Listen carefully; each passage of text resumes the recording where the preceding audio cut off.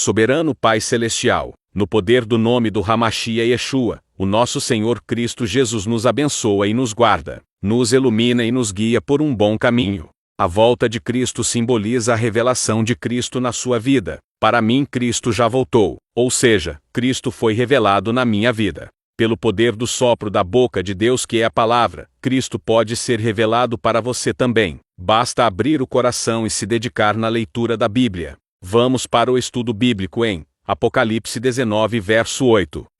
Introdução. Apocalipse 19, verso 8, na Nova Bíblia Viva, descreve a noiva do Cordeiro, a igreja, usando linho fino, representando as obras justas do povo de Deus. Este versículo, inserido no contexto do casamento do Cordeiro, a celebração da vitória de Cristo e do estabelecimento do seu reino eterno, possui uma significância profunda para a compreensão da salvação e da vida cristã. Ele nos convida a refletir sobre a natureza da justiça divina e a nossa participação nela, tanto individual quanto coletivamente. A imagem do linho fino não é apenas simbólica, mas carrega consigo uma rica teologia que precisamos desvendar. 2. Contexto histórico e cultural. O livro de Apocalipse foi escrito no final do 1º século depois de Cristo, em meio à intensa perseguição aos cristãos no Império Romano. O linho fino era um tecido caro e luxuoso, associado à realeza e à pureza. Usar linho fino simbolizava, portanto, riqueza, dignidade e santidade. No contexto bíblico, o linho também está associado à pureza sacerdotal. Êxodo 28 versos 4 ao 5. Portanto, a descrição da noiva usando linho fino não se refere a uma justiça obtida através de obras humanas, para merecer a salvação, mas sim a uma justiça imputada pela fé em Cristo, resultando em uma vida transformada que reflete a santidade de Deus. O contexto apocalíptico, repleto de imagens simbólicas, precisa ser interpretado à luz da mensagem central do livro, a vitória final de Cristo sobre o mal e o estabelecimento do seu reino. 3. Interpretação teológica. A interpretação protestante mais comum de Apocalipse 19 verso 8, dentro de uma perspectiva trinitária, enfatiza a natureza da salvação pela graça através da fé em Jesus Cristo. O linho fino representa, portanto, as boas obras que são o fruto da salvação, e não a causa dela. A justiça de Deus é imputada ao crente através da fé em Jesus, a obra perfeita de Cristo na cruz.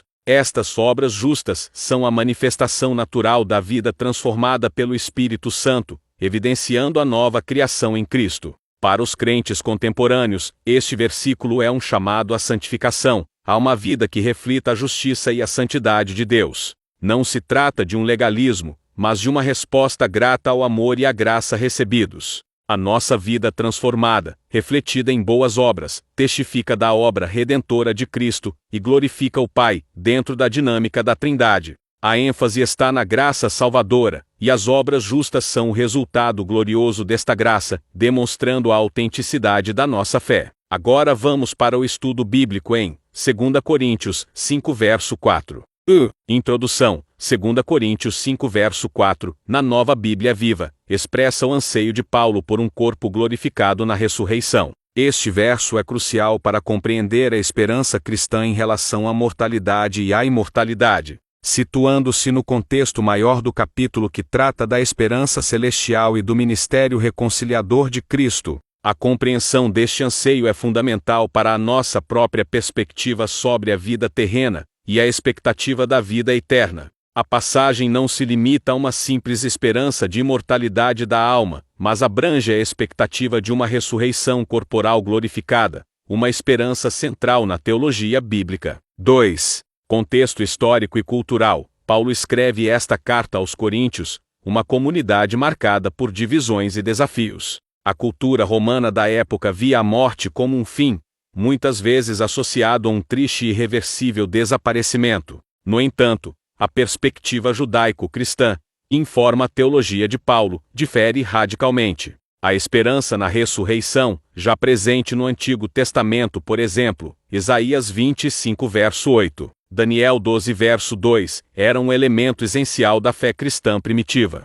A crença na ressurreição de Cristo, como evento central e histórico, fornecia a base para a esperança na ressurreição dos crentes. Para Paulo, a ressurreição não é simplesmente a continuação da alma em um estado espiritual, mas a transformação do corpo mortal num corpo glorificado, como o corpo ressurreto de Jesus. João 11 verso 25 ao 26. Colossenses 3 verso 1. Este conceito contraria a filosofia grega prevalecente, que valorizava a imortalidade da alma, mas menosprezava o corpo. 3. Interpretação. O verso expressa o desconforto de Paulo, e, por extensão, dos crentes com a condição mortal do corpo presente. Este nosso corpo terreno nos faz gemer e suspirar.